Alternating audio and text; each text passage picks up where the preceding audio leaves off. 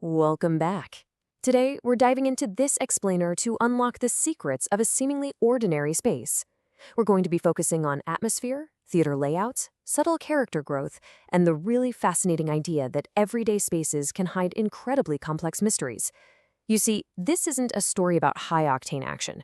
Instead, we're stepping into a world of quiet suspense, a calm, deeply intellectual environment where an empty stage hides a total labyrinth of observation, hidden movement, and logical deduction. Our journey actually begins with this anonymous chat log quote. "I don't like stories where people die." Just reading that gives you a bit of a chill, right? It immediately establishes a tone of quiet suspense. When you see those words, you instantly get the feeling that something is off. There's a hidden meaning lurking right behind what should be a completely normal high school event.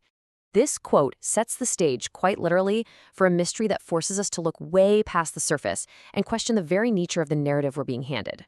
So here's our roadmap for today. We'll start with the empty stage, move into mapping the mystery, then look at how a reluctant detective awakens. After that, we'll break down the contradictions and closed doors, and finally, analyze the themes of perspective and performance. All right, Section 1, the empty stage, setting the scene. Chapter 1 opens up in the incredibly quiet, dim environment of a high school theater. We're introduced to an incomplete student film, and the atmosphere is just remarkably cinematic and layered. The overarching feeling you're meant to have from the jump is precisely this: something is off here. The theater basically acts as a character in its own right. An empty stage is never actually empty, you know? It's a complex puzzle box, designed to direct your observation while totally hiding any movement in the wings. Moving right along to Section 2, Mapping the Mystery. The layout matters. Okay, let's dive into this layout. You literally cannot solve this mystery without fully understanding the physical space. This blueprint is the absolute architectural core of the puzzle. You've got the first floor, featuring the main hall, the right stage, the left stage, and the control rooms. And then, up on the second floor, you've got the audio room, lighting room, and equipment room, all connected by an atrium. We really need to trace these pathways because the whole solution relies entirely on where people can physically walk and where they're blocked. Let's break down these specific zones a bit more. Notice how the left and right stages are totally isolated at the ends of those corridors. To even get to them, someone has to walk right past the first floor control rooms. Then, you've got the staircases flanking the entrance lobby, which act as the only arteries up to the second floor. Up there, those lighting, audio, and equipment rooms offer these elevated vantage points. This isn't just basic architecture, it's a massive web of potential hiding spots and observation decks. Which leads us to ask this absolutely critical question. Who could see what from the second floor? When you're elevated in a theater, your sight lines totally dictate the truth. Can you see the corridors below? Can you monitor the stage doors? The mystery hinges entirely on what exactly is visible from those upper rooms and what remains perfectly hidden in the blind spots. Let's hit Section 3. A reluctant detective awakens, subtle character growth. Now, a map is pretty useless without the minds navigating it. And if we look closely, the events of Volume 1 have fundamentally changed Oreki. On one side, sure, we still have his trademark energy-saving exterior, tired, seemingly totally disinterested. But on the other side, we have Chitanda Eru, who is the literal incarnation of curiosity. Her eyes are wide open, relentlessly pulling Oreki into the unknown. But the dynamic between them? It's definitely evolving.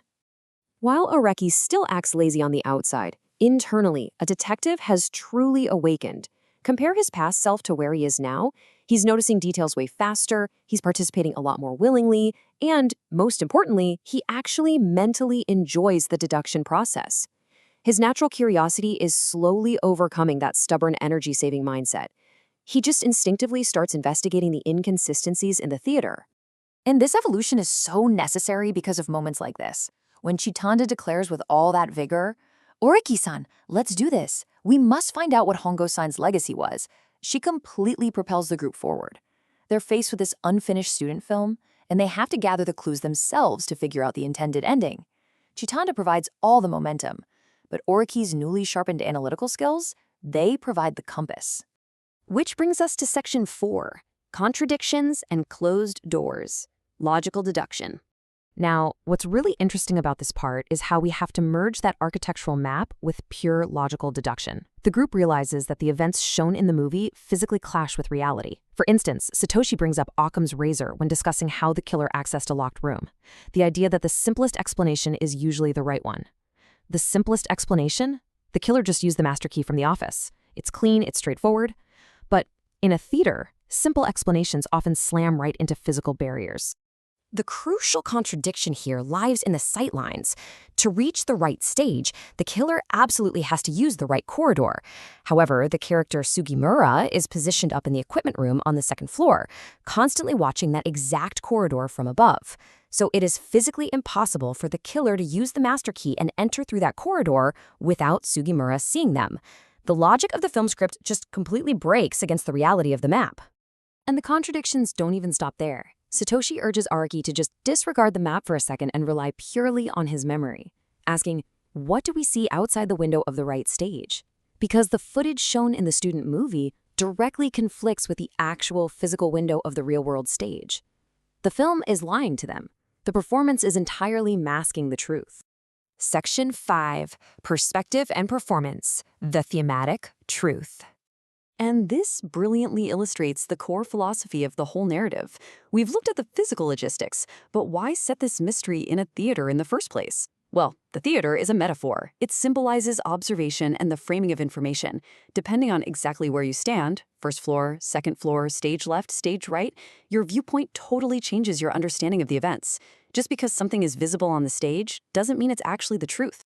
We, just like the characters, are constantly forced to weigh reality against performance.